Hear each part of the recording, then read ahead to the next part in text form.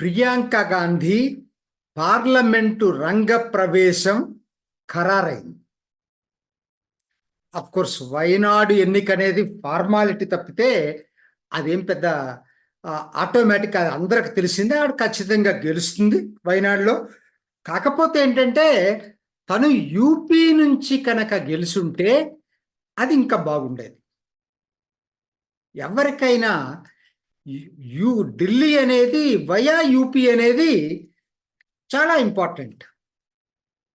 అందరూ ఊహించింది ఏంటంటే పోయిన జనరల్ ఎలక్షన్స్లోనే రాయబరేలీ నుంచి ప్రియాంక గాంధీ, అమేథీ నుంచి రాహుల్ గాంధీ పోటీ చేస్తారని జనం ఊహించారు. మరి మధ్యలో ఏం జరిగింది వాళ్ళిద్దరి మధ్య? ఎందుకు ప్రియాంక గాంధీ పోటీ చేయలేదు ఆ రోజు? తెర వెనుక కథలేంటనేది రకరకాల ఊహాగానాలు వస్తున్నాయి. అవి మీ ఊహలకు వదిలిపెడుతున్నాను నేను. కాకపోతే ఇప్పుడు మనకి సమస్య ఏంటంటే రాహుల్ గాంధీతో పాటు సోనియా గాంధీ రాజ్యసభలో ఉన్నా ఇంకా it is a fading story. కాబట్టి దాని గురించి మనం పెద్ద మాట్లాడుకోవాల్సింది ఏం లేదు. కానీ రాహుల్ గాంధీ మన్మోహన్ సింగ్ ఉన్నప్పుడే రంగప్రవేశం చేశాడు. దురదృష్టవశాత్తు అది క్లిక్ కాల కాంగ్రెస్కి. చూసాం 44, 52, ఇప్పుడు 99. రెండోది మీకు అదే మీరు ప్రియాంక గాంధీ చూడండి. ప్రియాంక గాంధీ రీసెంట్ ఎంట్రీ, అంత పాత కాదు రాహుల్ గాంధీ లాగా. తనకి ఏంటంటే ఇద్దరికి ఉన్నటువంటి తేడా ప్రేమా ఫేస్ మనకు అర్థమవుతుంది. ఏంటంటే తను అందరితోటి మింగిల్ అవుతుంది. ఎన్నికల ప్రచారంలోకి వెళ్ళినా తను చాలా ఎప్పుడు నవ్వుతా మాట్లాడుతూ యాంగ్రీ మ్యాన్ కాదు రాహుల్ గాంధీ లాగా. రాహుల్ గాంధీ అసలు మీటింగ్లో నెగటివ్గానే మాట్లాడతాడు ఎప్పుడు, దేశాన్ని గురించి, పార్టీల గురించి, సమాజాన్ని గురించి. తర్వాత యాంగ్రీ మ్యాన్ ఆ పేరు వచ్చేసింది ఆయనకి. అదే ప్రియాంక గాంధీ అట్లా కాదు. ప్రియాంక గాంధీ అంటే లోకల్ ఇష్యూస్ని ఎక్కువ టచ్ చేస్తూ ఉంది రాజకీయాల కన్నా కూడా. తర్వాత తను మొత్తం ఎప్పుడు నవ్వుతానే మాట్లాడుతూ ఉంది. సో కాబట్టి ఇద్దరు పర్సనాలిటీస్లో చాలా తేడా కనపడుతుంది. ఎందుకంటే ఆవిడ జనం అయితే ఆవిడలో వాళ్ళ నాయనమ్మని చూసుకుంటున్నారు. అఫ్కోర్స్ ఇంతవరకు ఇద్దరు కూడా అసలు ప్రూవ్ చేయడానికి ఏం లేదు కరెక్ట్గా చెప్పాలంటే. ఎందుకంటే అధికారంలోకి ఎక్కడా రాలేదు కాబట్టి అది లేదు. అధికారంలోకి రావటానికి నాయకత్వ లక్షణాలు, సామర్థ్యత, వీటిని గురించి మనం మాట్లాడుకుంటున్నాం. ఆవిడేం తక్కువ కాదు. హిమాచల్ ప్రదేశ్ మరి ఎన్నికల్లో రాహుల్ గాంధీ పాదయాత్రలో ఉంటే తనే ఎక్స్క్లూజివ్గా క్యాంపెయిన్ చేసింది. హిమాచల్ ప్రదేశ్లో కాంగ్రెస్ అధికారంలోకి వచ్చింది. నిన్నటికి నిన్న జనరల్ ఎలక్షన్స్లో కూడా రాజస్థాన్ మొత్తం కూడా ప్రియాంక గాంధీ ప్రధానంగా ప్రచారం చేసింది. మంచి రిజల్ట్స్ వచ్చినాయి అక్కడ కూడా. సో కాబట్టి ఆవిడ వరకు అఫ్కోర్స్ అంతకుముందు యూపీలో ఇన్ఛార్జిగా ఉంది, కానీ అప్పుడు రిజల్ట్స్ రాలేదు.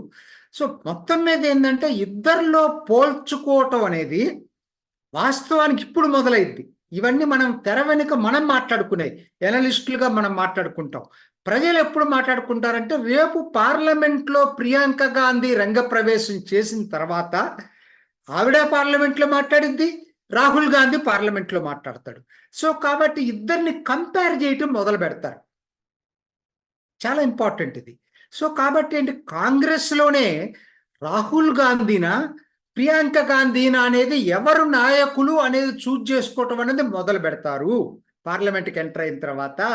సో కాబట్టి ఇది ఎందుకు చాలా ప్రాముఖ్యత ఉందని చెప్తున్నానంటే రేపు రాహుల్ గాంధీకి వాళ్ళ పరిస్థితి ఏంటంటే మోడీ కాదు ఛాలెంజ్ ఆయనకు ఛాలెంజ్ వాళ్ళ చెల్లెలు ప్రియాంక గాంధీ.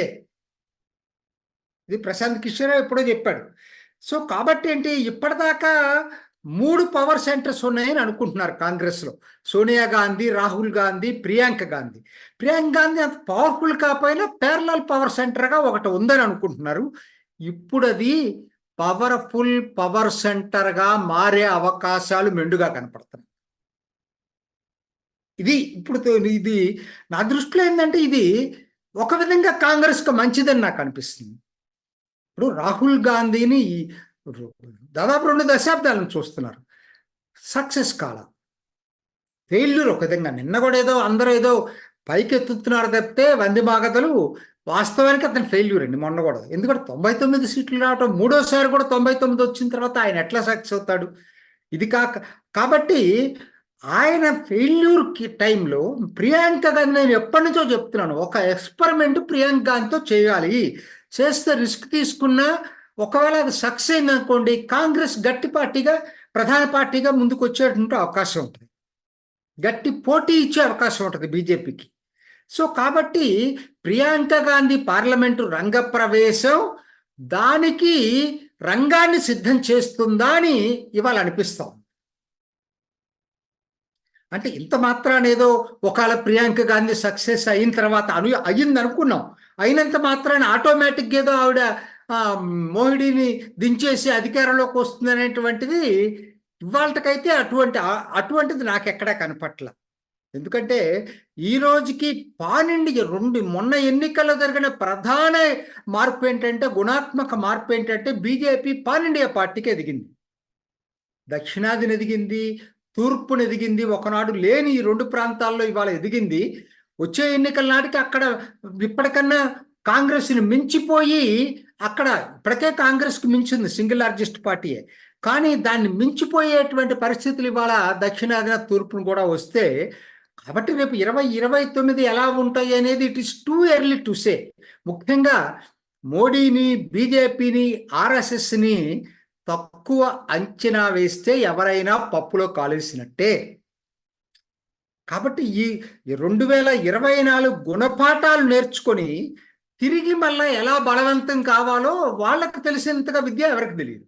సో కాబట్టి 2029 గురించి వాళ్ళు మాట్లాడలేము, కాంగ్రెస్ వరకే మాట్లాడచ్చు.